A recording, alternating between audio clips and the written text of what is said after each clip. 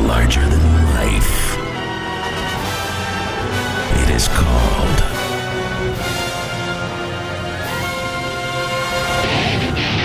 Texas high school football.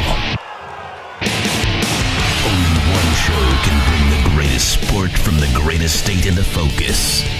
Lone Star Gridiron.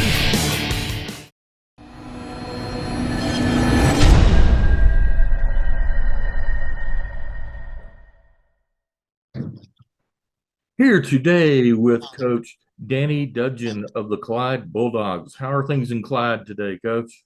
They're great. Thank you for having us today.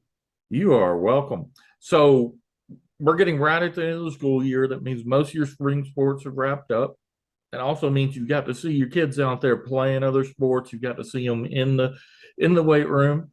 How's the spring going for the Bulldogs? You know, it's been really good. We're returning a bunch of kids that actually have been playing for us since sophomore year. We got a bunch of our kids healthy that unfortunately the season was cut short due to injury, and it's just really fun. To me, this is one of the funner processes of being a coach, is you get to see kids change and grow and mature. And I think that this year has been no different in that. A lot of maturity has been seen, a lot of progression. So just really, really excited to kind of see where that takes us. All right, so let's get a little more in depth in that. So, kind of walk me through who's going to be back, who's not going to be back, what roles people might play on the field this fall. Yeah, so we actually are going to return 11 gentlemen that will be a third-year starter next year for us if they earn their spot back again. Obviously, the one that kind of draws the attention for us is our quarterback, Blake Carr. He was on pace for a 3,000, 1,000 season last year before an injury kind of ended it early. But is going to be a 3-year starter at quarterback for us. Big framed kid, has a big arm and his ability to run. And then he returns both of his outside receivers, and Connor Hawk and Dejon Booker. Kind of big key losses for us offensively. And the skill slot is our slot receivers both are going to be graduated. So we've got some young ones, Kendrick Johnson and Eric Paredes, that are going to have to kind of step up into those roles and kind of learn what we do offensively. Up front, we return both tackles, Ethan Atkins and Hunter Smith. Also return our tight end, Landon Yates. So we'll have to fill some holes up front, but feel very, very good about our younger linemen. Good size. We've got some kids that really, really want to be out there offensively. And then defensively, we return essentially all 4 of our linebackers, all 3 of our D linemen. So that those positions will be very easy. Jacob Louder and Luke Burson kind of lead the charge with us for us at linebacker. They'll both be 3-year starters for us. And then defensive line, you've got Landon Yates again. He plays both ways for us a good bit. Braylon Gomez and Owen Lee, all who started for us last year. Secondary, we will have to replace a few. Braden Lee graduated. He was one of our corners, and so did Axton Fish, who was probably our leading tackler and kind of our defensive captain of the year. So losing those 2 will take some time and adjustments for us, but we're really excited again about kids like Eric Paredes, Landon Deal, some of our younger kids that are going to get a chance to fill in those roles. So all in all, we feel really good about where we are. Anytime you bring back 9 on defense and 8 on offense, you just really feel good about kind of the situation you're in. And like I said, they've grown a lot. And so that's been the encouraging thing. Ran track, did a very good job. We're kind of cranking up 7-on-7 right now. So it's just fun to see kind of the progression with our kids and where we're headed. All right. Now, if you don't mind, 2 things. Let people know where Clyde is. Clyde is about 20 miles east of Abilene, Texas, straight on I-20. We sit right off the interstate, so not far from Abilene at all. Okay. And then, if you don't mind, walk us through your district, who your competition this fall is going to be, and what you expect to see from them. Yeah, a very tough district. I expect it to be up. You have us, Jim Ned, and Breckenridge, who kind of sit in what's called the big country. Jim Ned obviously is not that far removed from being a state champion, still returning a bunch of linemen, a very physical football. Breckenridge graduated a good many, but they've got great team speed. Coach Pierce does a great job there. And then the rest of our district actually is all the way north to Wichita Falls. You've got Iowa Park, Vernon, and Bowie. Vernon had a big upswing year last year with Coach Sherrill and returned a bunch of key pieces. They actually just won the state championship in the 4x4 at the state track meet. And to me, as a coach that believes in multi-sport, that says something about what they're doing and kind of how they're going. Iowa Park's got great tradition, a very physical style of football. And then Bowie is on an upswing. They had kind of struggled for a few years, showed great progress last year, actually beat us here at home and return a good number of their kids. They've got a new coach, so there'll be some changes there. But all in all, as a district, very, very talented district, a very physical brand of district still, not a whole lot of passes thrown in our district. They're going to try to run right at you and try to just see if they can maul you. That kind of is the pattern of our district as a whole. And so we've got to be ready for that. We've got to be able to play inside the box defensively. We've got to be able to execute offensively to play with these guys. I think it'll be a fun district again, as it has been the last 2 years. Now, you mentioned multi-sport athletes. What do you see as the benefit to two different kinds of kids? One that isn't going to do athletics at the next level, and then the other that maybe is going to do athletics at the next level, to being a multi-sport athlete in high school? Yeah, I mean, I just think, a lot of things promote that.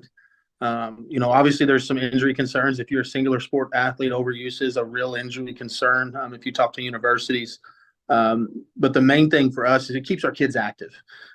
You can replicate a lot of stuff, but you can't create competition without it actually being a competition. It's one of the things we always tell our kids. So we encourage our kids. We tell our kids, hey, find another sport, find 2 other sports, stay busy. And then we kind of build ourselves off of that. We're very blessed here. Most of our kids are 3-sport athletes.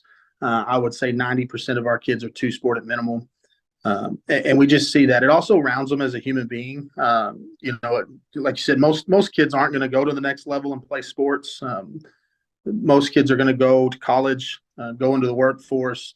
And just the lessons you learn in every sport is a little bit different. But if you learn all of those and put them together, ultimately our goal as coaches is try to make good people, try to make people that are going to be productive in society. And I believe the more involvement they have in sports, the higher our odds are of improving that for them and improving their odds of being a successful adult as they grow up. All right. So let's take a step back and go real big picture here. Okay. You've been around coaching a little while. Yes, sir. What would you say the number one challenge facing high school athletics in Texas right now is? Oh, gosh. Probably right now, the biggest challenge that we see on a day in, day out basis is just society has changed a little bit. And we're having to help raise kids a little different. Obviously, we're very blessed here in Clyde. I don't fight it as much as I'd have in some other places that I've been. But you don't see a kid coming from a multi-parent home, structured household in a lot of places that I've been. A lot of times you're not only having to be coach, you're having to be dad, you're having to be caregiver sometimes, you're having to be, therapist sometimes. I think a lot of that plays in a factor. I think mentally our kids are in a different place than they have been. I've seen that since COVID. And you kind of have to learn how to deal with kids in different situations, different instances. Every day's new. It's actually why I love this job, is because you don't know exactly what you're going to get that day. But at the same breath, that also is kind of the challenges, I think, of what you do, is you don't know where everybody comes from. You don't know kind of the background story on everybody all the time. And so sometimes you kind of have to learn on the fly as you go. But I've noticed more change in that in my career than anything. Obviously, coaches are having to work a whole lot more. I was a coach's kid. Summers weren't a thing for my dad. In my era, we've always had it.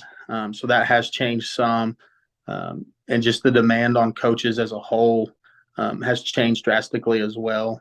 So those challenges kind of are right at the forefront right now for us of how to balance that, how to make sure our coaches are geared up and ready to go and primed for when it's time to go. But at the same breath, we're not falling behind in the process as well. All right, so let's go from real big picture, bring it down to small picture, try and learn a little bit about Danny Dudgeon. Sure. What would you say your number one guilty pleasure is? Oh man, my number one guilty pleasure's got to be ice cream, Bluebell ice cream. I can eat it like it's going out of style if it's in our house. There's just something about it. I love it. I obviously love food everywhere we go. It's all about what restaurant I can find. I'm an old lineman at heart and still am to this day. So definitely Bluebell ice cream. Was Bluebell ice cream a guilty pleasure in Texas or a residency requirement? Yeah, kind of a mixture, definitely for sure. It's expected, right? If you don't have it in your freezer, you're not a Texan, I think. Absolutely. Well, Coach, thank you very much for your time today. Best of luck as you wrap up the school year and head into the 23 season. Perfect. Thank you so much. And for our viewers, look right down below, hit that like button. If you like this video, let everyone know. It really helps us get this video out to more people. And if you like what we're doing, hit subscribe so that you never miss another video.